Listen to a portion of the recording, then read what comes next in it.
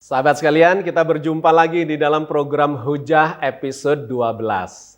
Kita lanjutkan kajian menarik kita seputar narasi-narasi yang kontroversial yang ditujukan kepada agama-agama, cenderung menghujat dan memprovokasi, khususnya terkait dengan agama Islam. Hari ini kita akan mengambil dari channel yang sama dengan episode yang lalu, yaitu dari channelnya Ade Armando. Di episode yang lalu, kita telah mengkaji tentang atau sebuah narasi yang memprovokasi bahwa katanya haramnya babi di dalam Al-Quran atau dilarangnya makan babi di dalam Al-Quran itu disadur dari kitab Taurat. Tentu saja ini adalah sangat kontroversial dan kita sudah melakukan kajian kritisnya dan memberikan bukti bahwa tudingan itu adalah kesimpulan yang salah.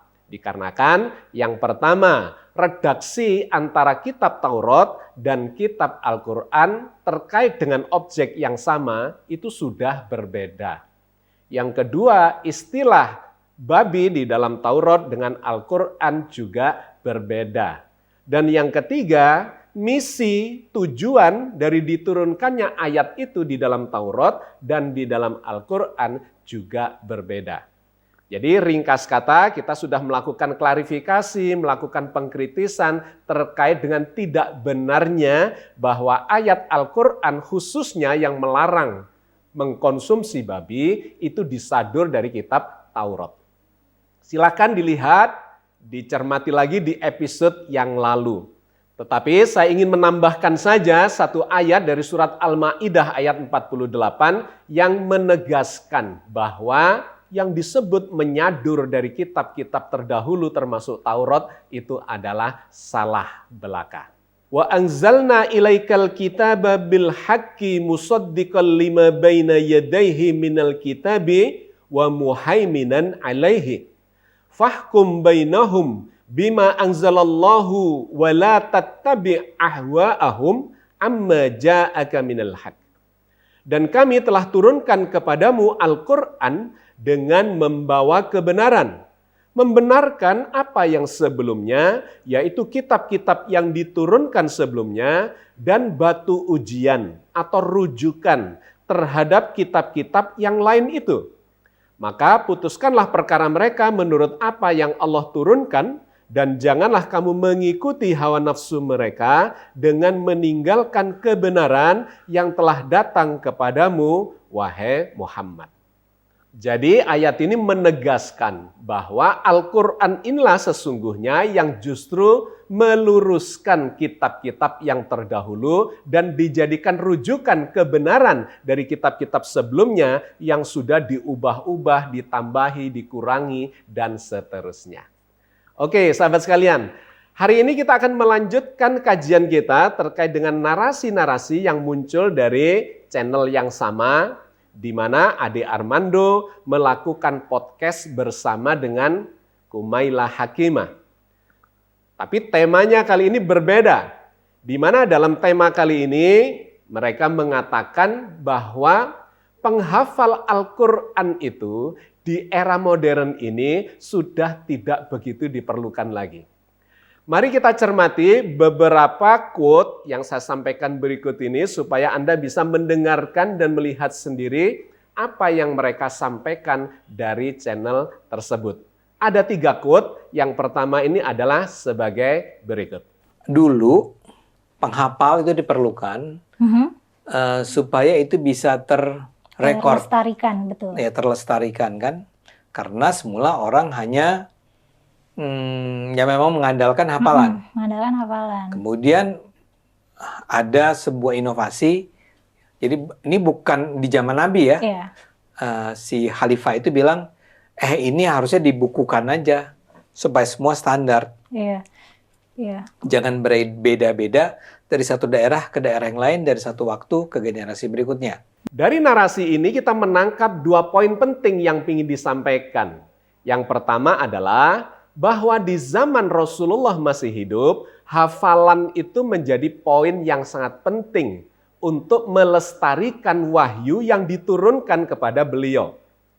Para sahabat diminta untuk menghafalkan. Nabi sendiri tentu saja hafal, didiktekan oleh malaikat Jibril dan kemudian ditanggung hafalannya, bahkan pemahaman terhadap hikmahnya. Dan ini dilanjutkan kepada para sahabat untuk menghafalkan. Itu adalah poin pertama dari narasi ini.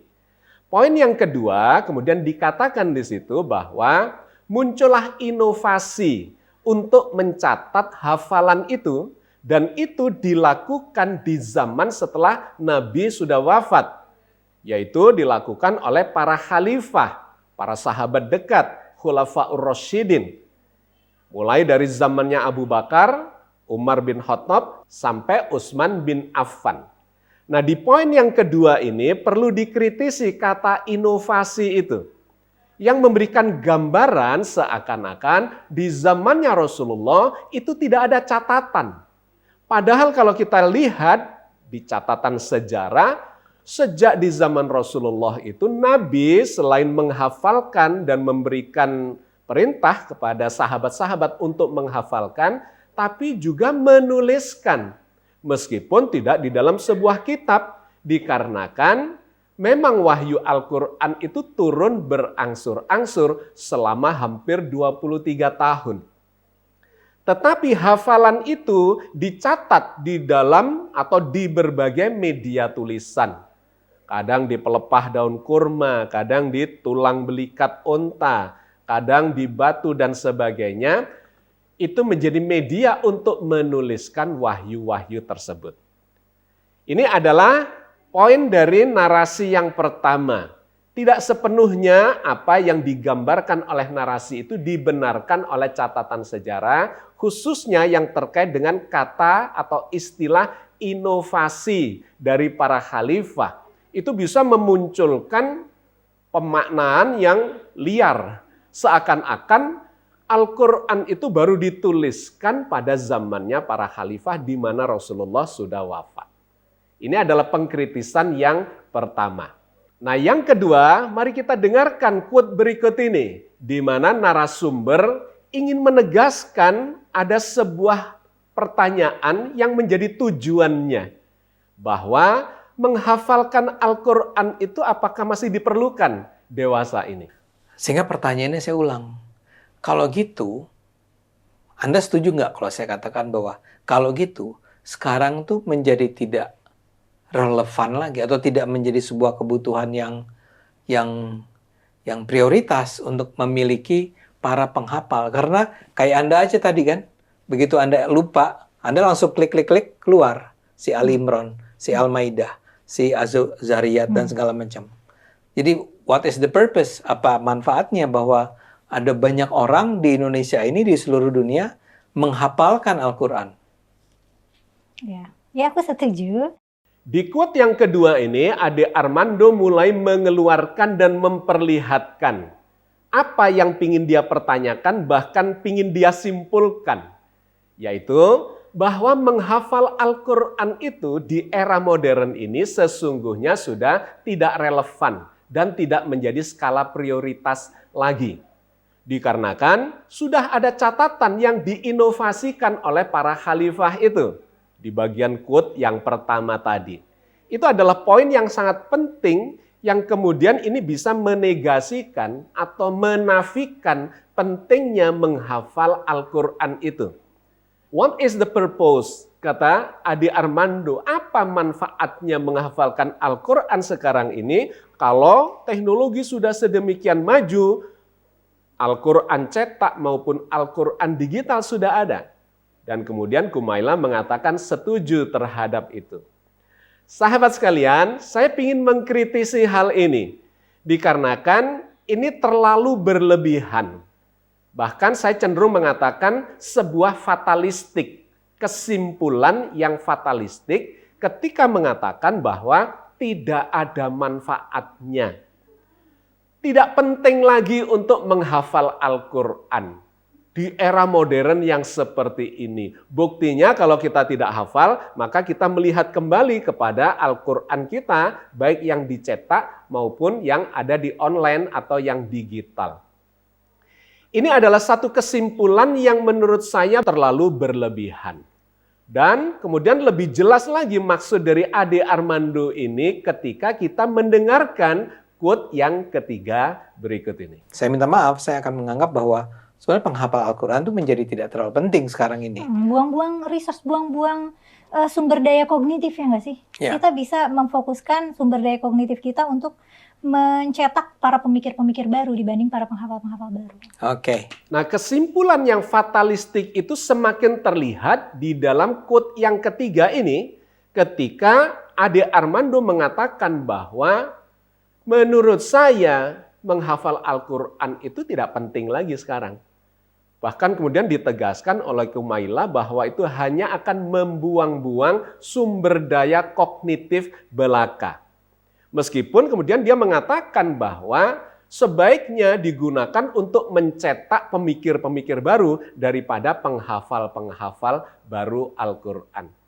Sahabat sekalian, saya ingin mengkritisi quotation ini dikarenakan ini sekali lagi ini terlalu berlebihan dan terlalu fatalistik. Poin yang pertama bahwa menghafal yang dimaksudkan oleh Al-Quran itu sesungguhnya tidak persis diterjemahkan dengan kata menghafal. Kata hafiz itu lebih bermakna memelihara. Sehingga kata hafiz itu digunakan oleh Al-Quran di dalam surat Al-Hijr ayat 9 berikut ini yang menggambarkan tujuan daripada hafiz, hafizo, orang-orang yang menghafal, ya dalam bahasa Indonesia diterjemahkan sebagai menghafal Al-Quran, itu sebenarnya tujuannya adalah memelihara keotentikan Al-Quran itu. Inna nahnu nazzalna dzikra wa inna lahu lahafizun. Sesungguhnya kamilah yang menurunkan Al-Quran dan sesungguhnya kami benar-benar memeliharanya. Ada dua poin penting di dalam ayat ini. Yang pertama, Allah mengatakan atau menggunakan kata kami. Inna nahnu nazzalna dzikra. Sesungguhnya kamilah yang menurunkan adzikra, yaitu Al-Quran, menggunakan kata kami. Kenapa? Dikarenakan Allah menurunkan wahyu kepada Nabi Muhammad melalui malaikat Jibril. Kemudian disampaikan kepada Nabi Muhammad dan kemudian Nabi Muhammad menyampaikan kepada umatnya. Itu poin yang pertama. Poin yang kedua, di bagian akhir ayat itu, inna nahnu nazzalna dzikra wa inna lahu lahafizun. Dan kamilah yang memeliharanya, menggunakan kata hafizun. Kata hafiz inilah yang kemudian disematkan kepada para penghafal Al-Quran. Tapi inti dari makna hafiz itu sesungguhnya adalah memelihara. Di mana memelihara itu menggunakan kata kami. Karena pemeliharaan Al-Quran itu ternyata melibatkan banyak orang. Nabi hafal, kemudian membuat tulisan terkait dengan hafalan itu, para sahabat juga demikian, kemudian generasi-generasi penerusnya juga melakukan hal yang sama, menghafalkan dan menuliskan.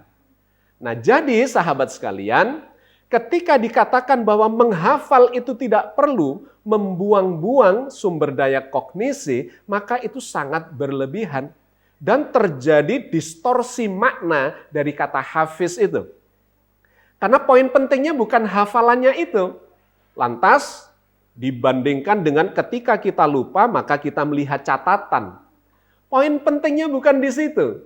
Poin pentingnya adalah hafalan yang dilakukan oleh jutaan umat Islam selama ribuan tahun ini menjadi mekanisme check and recheck, check and balance terhadap kitab atau mushaf yang dicetak di berbagai negara dan itu bisa saja mengalami kesalahan atau bahkan disalahgunakan atau sengaja disalah-salahkan dan seterusnya.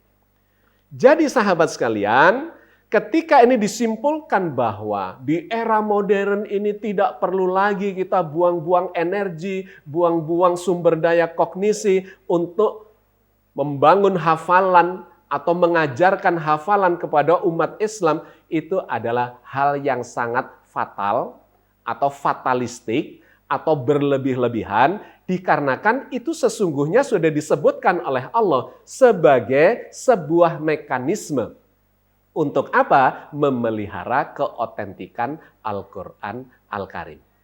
Jadi kalau kita simpulkan secara ringkas, yang pertama, narasi yang mengatakan bahwa menghafal Al-Quran itu tidak ada lagi manfaatnya. Untuk apa? Itu adalah kesalahan yang fatal dan berlawanan dengan mekanisme yang diajarkan oleh Al-Quran. Bahwa Al-Quran ini terpelihara dikarenakan ada para hafiz dan hafizoh itu. Meskipun, kesimpulan yang kedua, tentu kita tidak berhenti hanya menghafalkan Al-Quran itu. Dikarenakan memang perintah Al-Quran adalah selain memelihara dengan menghafalkan oleh jutaan umat manusia dan itu menjadi mukjizat Al-Quran, kita diperintahkan untuk mentadaburi isi Al-Quran itu. Dan dengan memahami isi Al-Quran, poin pentingnya kemudian kita amalkan dalam kehidupan. Dan yang ketiga, kesimpulan bahwa menghafal itu adalah membuang-buang sumber daya kognisi, menurut saya itu juga fatalistik. Tidak ada yang terbuang dari membangun memori atau membangun hafalan, melatih ingatan kita, menghafalkan Al-Quran, justru itu semakin mempertajam daya kognisi kita. Jadi sahabat sekalian, kita tetap harus logis, rasional, dan proporsional di dalam membangun narasi. Bahwa menghafal Al-Quran itu adalah bagian penting dari keseluruhan memahami Al-Quran untuk kita aplikasikan sebagai petunjuk dalam kehidupan kita. Mudah-mudahan bermanfaat. Salam.